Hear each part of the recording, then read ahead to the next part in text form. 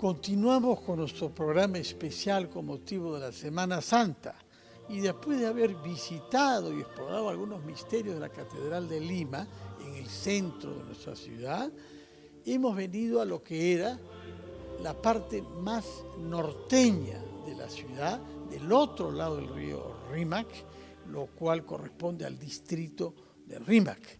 Y naturalmente acá se construyó al pie del Cerro San Cristóbal, cuya cima puede ser vista de este claustro del Guardanal, porque el guardián del convento tenía su celda acá. Vemos la cruz que se construyó para conmemorar que los españoles se hubiesen salvado de una derrota por una rebelión indígena en 1536. Este convento cubre más de 2,5 hectáreas, existe desde fines del siglo XVI y está sobre todo asociada a la Orden de los Franciscanos, fundada por Francisco Asís en Italia en el siglo XII y que se expandió en todo el mundo católico. En el caso de Lima, aquí ha habido este convento y sigue existiendo como convento franciscano desde hace más de 400 años.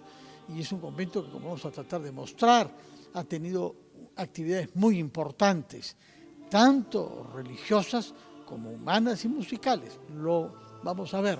Pero comenzamos con esta celda y con estos espacios para recibir a los visitantes. Naturalmente, vemos de inmediato el cuadro que representa a Monseñor Landázuri Ricketts, cardenal, segundo cardenal que ha tenido el Perú y que fue arzobispo de Lima durante casi 30 años. Hay otros cuadros que representan a otras personalidades franciscanas. Y en el cuarto adjunto vamos a ver algunas particularidades.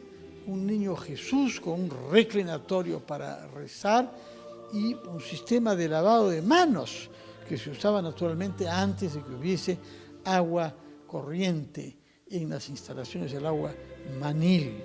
Y a la izquierda un cuadro muy original porque representa a un Jesús adolescente. No sabemos nada sobre su adolescencia, no hay referencias a esa etapa de su vida en los evangelios, pero acá es un muchacho, 12, 13, 14 años, que nos está mirando, inspirado por una cierta pintura europea que trataba de hacer una fijación de los ojos. Naturalmente, relojes para que la vida pueda ser disciplinada y retratos de santos y evangelistas. Todo esto, repito, en la primera celda de este patio, que es uno de los 4 claustros. Claustro quiere decir cerrado. Un patio cerrado por todas partes en donde se cultivan algunas plantas. En este caso vemos solamente representaciones de la Virgen bajo diversas advocaciones de la Virgen María. Esto es lo que estamos viendo ahora y naturalmente saludamos a la administradora del convento, Damaris Inga. Muchas gracias por recibirnos, Damaris, y a Percy Fernández, colaborador también de este enorme espacio, un espacio arqueológico y cultural. Muchas gracias por recibirnos. Este es un lugar histórico porque ha sido utilizado para hacer retiros espirituales. El silencio prima acá, no parece que estuviéramos en la ciudad, y han habido personalidades que han venido aquí a hacer retiros. Ricardo Palma, la Perricholi en el siglo XVIII, para quizás que la perdonen algunas deslices, y también José Carlos Mariátegui en el siglo XX y más adelante Chabuca Granda, me parece, ¿no? Así es, correcto. Bien, esta casa en sí nace como una casa de recolección de la Orden Franciscana. Se llamó Casa de Recolección Nuestra Señora de los Ángeles y se funda un 10 de mayo de 1595.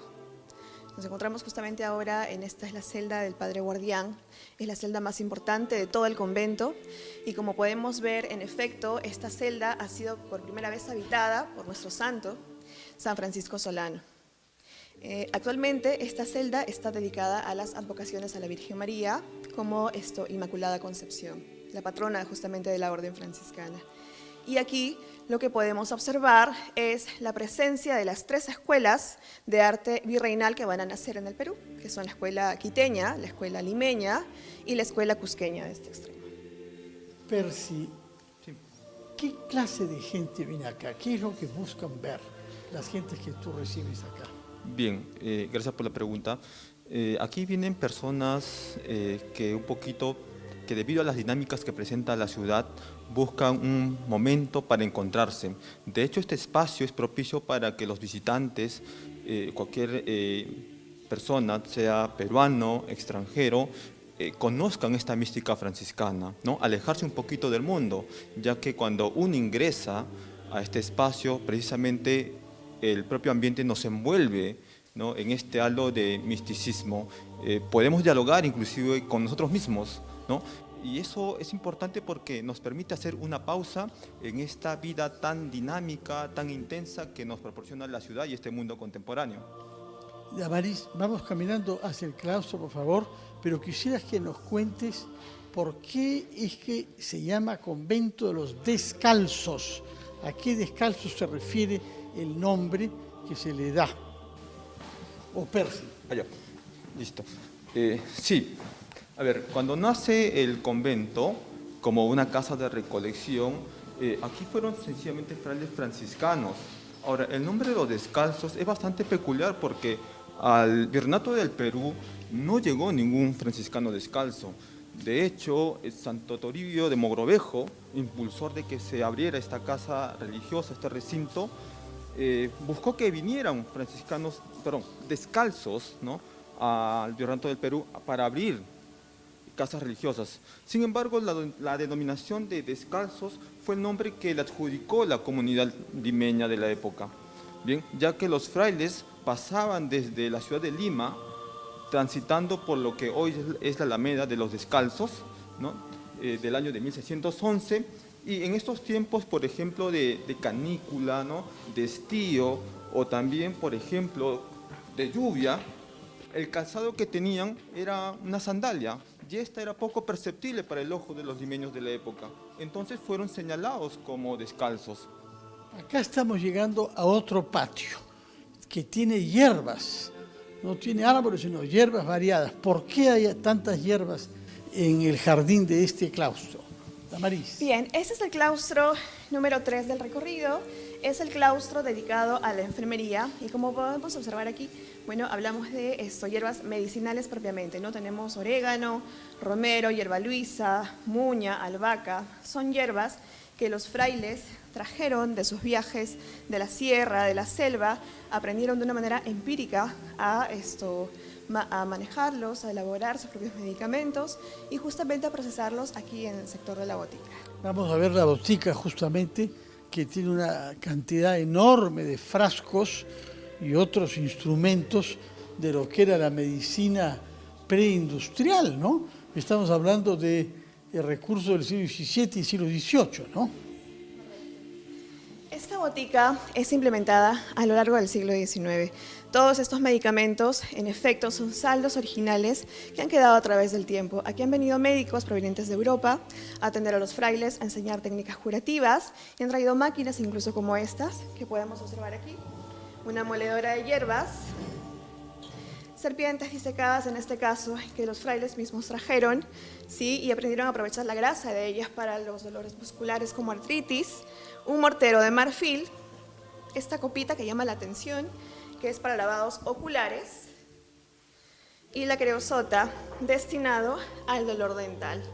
Sí, que justamente esto sumergían un algodón, se lo colocaban en el diente dañado y les calmaba el dolor al instante. Por aquí tenemos un inventario de 1915 también, ¿sí?, elaborado a base de pluma y tinta, podemos ver la tipografía de la época. Y también esta pieza, que es un estetoscopio del siglo XIX, 1800. Hemos podido ver al padre Brown, un sacerdote franciscano descalzo canadiense, establecido en nuestro país hace muchas décadas, y que al mismo tiempo ha sido residente en el convento franciscano de Ocopa y en Satipo. O sea que sobre sierra y selva y sobre hierbas de esas regiones del país debe conocer bastante el padre Brown. Sí, de hecho, por ejemplo, Fray Mario Brown nos comentaba que muchos de sus hermanos traían estas hierbas precisamente para poder tener un gran repositorio, un herbolario, para que en este espacio se puedan hacer la medicina, ¿no? Una medicina, por supuesto, bastante natural, no como la medicina convencional que hoy en día nosotros solemos administrarnos. Sí. Ahora, vamos a visitar una celda, lo más cercana posible a lo que ha sido la manera austera de vivir de los residentes, de los visitantes de este convento. Adelante, por favor. Esto me parece que es una enfermería, ¿no? Damaris. Esta es la celda del fraile enfermo de gravedad. Aquí podemos ver, en efecto, bueno, este sector funcionaría como una suerte de UCI, ya que esta celda es la del enfermo de gravedad, tenía su cama, su cuero trenzado, sobre lo que se colocaba un pellejo para poder desechar, ya que esta lepra llega acá, su baño, una bañera de asiento, un escritorio, un baúl para las túnicas, y toda celda franciscana, un velador, y sobre el velador tenía un cráneo, justamente eso en el recuerdo al memento mori. En la parte superior, aquí en el siguiente nivel, adelante, por favor, aquí podemos encontrar la celda del fraile enfermero, quien se encargaba de cuidar de este fraile que estaba enfermo, ¿no? 24/7. Esa cama que pueden observar allí es la cama convencional de todo fraile. Hasta 1980 han dormido en ese tipo de camas. Colchón, nada. Eso es el colchón. Pellejo. Eso es el colchón. Colchón. Cuero de vaca. Cuero de vaca. Solamente. Una sábana, una colchita para el frío y ya está. La idea justamente es la austeridad, ¿no? Dominar la austeridad. Su escritorio, su tintero, su baúl para las túnicas, un lavadero y una maleta para las herramientas.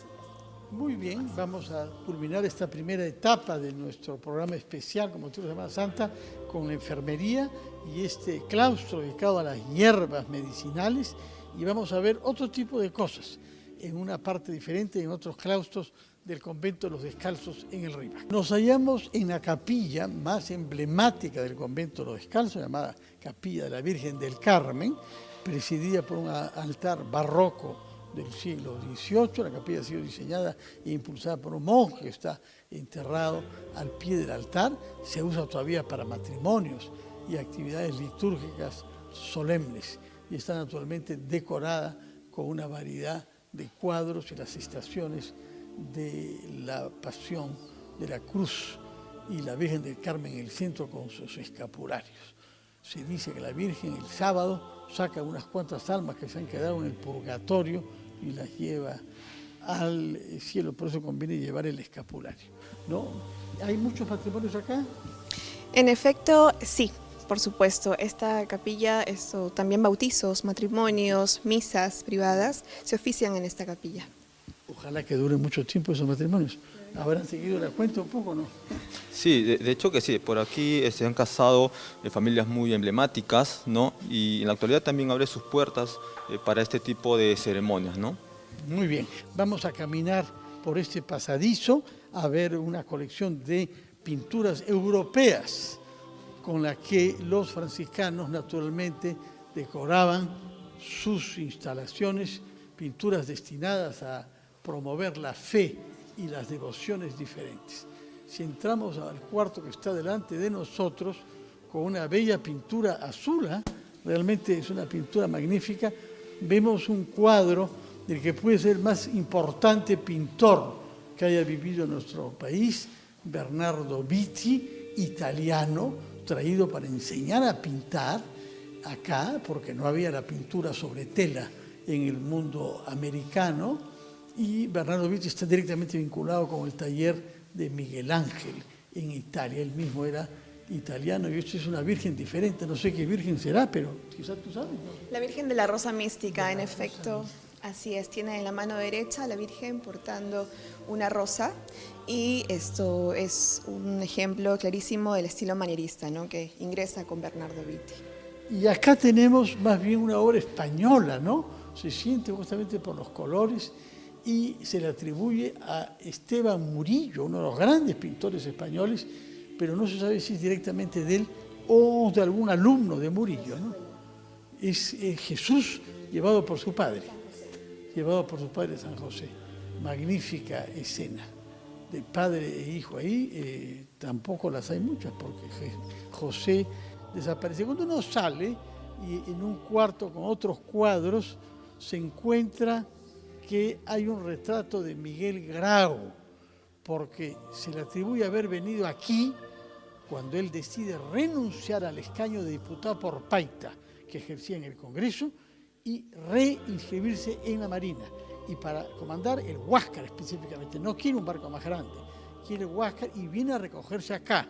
Es un padre de familia que sabe el riesgo que corre, que está yendo a un lugar de que quizás no va a regresar y se encomienda a Dios acá, en esta capilla. ¿Cómo se llama esta capilla? Esta es la capilla de Nuestra Señora de los Ángeles. ¿Sí? Mencionaba que esta es la capilla de Nuestra Señora de los Ángeles. Vemos ahí a la Virgen de Nuestra Señora de los Ángeles en esa representación italiana. Hasta hace poco tiempo se conocía de que esta obra, ¿no?, era atribuida a, a Angelino Medoro. Sin embargo, a través de un estudio publicado en España, ya se conoce que es de factura de Mateo Pérez de Alessio. Muy bien. En todo caso es muy emocionante pensar en Grau, que haya querido recogerse antes de partir a la guerra, sabiendo que las posibilidades de regresar eran limitadas. Y a través de esta reja vemos otro claustro y otro espacio. Damaris, cuéntame, ¿a dónde nos estamos encaminando? ¿Qué hay por ahí? Aquí tenemos una casa de retiro también. Casa de retiro, sí, muy importante. Vamos a visitar este cuarto que está consagrado, actividades que se han practicado ahí que no son necesariamente religiosas, por ejemplo, la ruta criolla. Sabemos que el RIMAC ha sido uno de los orígenes de la música criolla junto a los barrios altos y el barrio de Monserrate. Y hay acá toda una explicación sobre el criollismo y junto a ella otra práctica alimenticia, una olla enorme, un perol, para hacer una sopa que se distribuye a los más pobres el 2 de agosto, de acuerdo a una costumbre que implantó Francisco de Asís mismo, la porciúncula, pequeño pedacito. ¿Se practica todavía el 2 de agosto la porciúncula? 2 de agosto de cada año. ¿Y qué se hace? 2 de agosto de cada año los frailes, con días de anticipación, lógicamente, reciben donaciones para poder invitar. Se reciben entre 2.000 y 3.000 personas ese día y se les sirve en 6 ollas de este tamaño. Esta es la única que en efecto se utiliza de cobre. Se prepara el famoso puchero franciscano, que consiste en una sopita de arroz con todas las carnes, muy sustanciosa. Por lo menos uno se sostiene. Finalmente hay este diagrama con 6 personalidades emblemáticas de la música criolla: Chabuca Grande, Óscar Avilés y Arturo Sambo Cabero, Lucha Reyes, Augusto Polo Campos, Domingo Yufra y Jesús Vázquez. ¿Por qué hay ese diagrama sobre el criollismo acá? Cuéntanos, Percy. Porque también estuvieron presentes en este distrito. Se conoce mucho acerca de su presencia en barrios altos, en el barrio de Monserrate, pero aquí también hicieron gala de su talento. De acuerdo. Ahora bien, hay unas citas, entre otras del autor de décimas, Nicomedes Santa Cruz: de ser como soy me alegro, ignorante es quien critica, que mi color sea negro, eso a nadie perjudica. De verdad que son unos versos bastante potentes, ¿no?, que nos invitan también a reflexionar acerca de las distintas razas, ¿no?, etnias que componen este bello país. Vamos a visitar un último espacio, el criollismo en el RIMAC, que está inscrito en el arco de entrada, pero uno lo que ve son mecanismos para producir vino. Cuéntame, por favor, sobre la relación de los franciscanos con el vino, que lo necesitan, como se dice, para la misa, pero también para la mesa. Sí, efectivamente. Don Carvalho, por ejemplo, este convento en la época colonial ha sido muy extenso, ¿no? Gozaba de grandes extensiones de chacras, ¿no?, y ahí tenían pues, ¿no?, sus viñedos. Aquí podemos ver, ¿no?, esta prensa, este lagar, en donde lógicamente se prensaba la uva, ¿no?, se prensaba la uva a través de este mecanismo. Y se le pone en estas tinajas de cerámica en las que se producía también el pisco, y creo que el nombre pisco es atribuido a los recipientes, ¿no, Damaris? Exactamente. El proceso era de la siguiente manera. Luego de la prensa, de pasar la uva por la prensa, iba al alambique. El alambique destilaba el alcohol de la uva y luego se reservaba en estas botijas. O sea que hay un pisco específico de los franciscanos, de los descalzos. ¿Y cuándo lo vamos a poder probar? ¿Qué día? ¿Qué día Pronto, es? muy pronto. ¿Cuándo se cosecha el uva? Muy pronto. ¿Pero tienen Enviaremos la viña? invitación. ¿Tienen viña en el convento? Actualmente ya. Ya no, ya. Bueno, la verdad es que es una visita extraordinaria. Hemos visto cuadros, hemos visto arquitectura, hemos visto hierbas, hemos visto costumbres de vida, hemos visto dormitorios y acá son tinajeras, ¿no? Tinajeras para filtrar el agua. ¿Y a dónde nos llevan ahora? Hay un último claustro que quisiéramos ver, ¿ah? Este es el comedor, sin duda el refectorio, donde los padres comen sin hablar porque se les lee durante la comida, ¿no? Hay un espacio para que un lector lea libros inspiradores, la Biblia u otros, todo el mundo come en silencio y salen de acá no solamente revitalizados. Y una última cena muy particular, ¿no, Percy? Porque no tiene lugar en una pequeña casa encontrada por Jesús en Jerusalén. Sí, efectivamente, es una última cena bastante imponente porque es una última cena de corte. Y si nosotros, por ejemplo, vemos esas columnas, esas pilastras, el menaje y el tipo de piso que se presenta en esa composición. Es una pintura, ¿no?, limeña del siglo XVIII, en donde podemos ver precisamente ese momento en el que Cristo ha revelado que uno de sus discípulos lo va a traicionar. Y ahí está Judas con su inevitable cara de traidor. Y junto a Jesús, lo de Jesús sobre él, Juan, el más joven, el discípulo preferido, ¿no? Sí, según la tradición se menciona, pues, ¿no?, que Juan era el discípulo más joven y más amado por Cristo. De hecho, Juan va a ser quien se va a encargar del cuidado de María. Y también podemos ver, por ejemplo, ¿no?, como le has mencionado, a Judas, ¿no?, a quien reconocemos por la bolsita de monedas que esconde con los 30 denarios. Verdaderamente. Bueno, hay un último claustro que visitar. Vamos por acá, porque me han dicho que hay una mano artística hecha por una española inspirada en Ayacucho. Y no se puede hacer un programa sin mencionar a esa bella región de la Sierra Central. Estamos atravesando acá algunos pasadizos llenos de cuadros, pero lo que nos importa es regresar a la luz y de pronto estamos en un claustro con una estética diferente a lo que hemos visto hasta ahora. Esto no es barroco, ¿eh? Por supuesto. Toda esta decoración, nos encontramos ahora en el claustro de las procesiones, popularmente conocido como claustro ayacuchano. Este claustro ha sido decorado en el año de 1982 por una monja española. Su nombre fue María del Mar Belda. Ella con tan solo, tenía 67 años, se demora cerca de 5 meses en decorar todo esto. 5 meses, nada más. Tan solo 5 meses, así es, con apoyo de una estudiante, sí. ¿Sí? La cúpula y el techo inspirándose en el arte ayacuchano. Bueno, realmente acá parece que hay un estrado, van a celebrar la Semana Santa, hay una fiesta. Normalmente, claro, porque este es el claustro de las procesiones, tenemos alrededor, como pueden observar, aquí, si vamos por este extremo, para mostrarle, tenemos retablos que nos muestran el Vía Crucis. Ya. Son retablos del siglo XVIII. Ah, pero lo XVIII ha sido cubierto por el arte ayacuchano, ¿no? Bueno, de manera que el sufrimiento del Vía Crucis está morigerado por el arte de esta monja española que se inspiró en Ayacucho. Muchísimas gracias, Damaris, muchas gracias a ti, Percy. Una maravilla poder pasear y recordar a tantos peruanos que han venido acá en busca de un momento de retiro, un momento de espiritualidad y de diálogo consigo mismos, tal como la tradición dice. Y acá estamos viendo otra vez el Cerro San Cristóbal y el campanario de la iglesia principal de los Descalzos, con las casas pintadas de colores diferentes que han ido apareciendo en las faldas del cerro emblemático de nuestra ciudad, presidido por una cruz. Muchísimas gracias a Maris y Percy, un placer haber estado acá. La próxima vez que venga quisiera poder quedarme a dormir. Se puede, ¿no? Como un retiro. Palabra dada, ¿eh? Muchas gracias y muy buenos días para ustedes y feliz Semana Santa.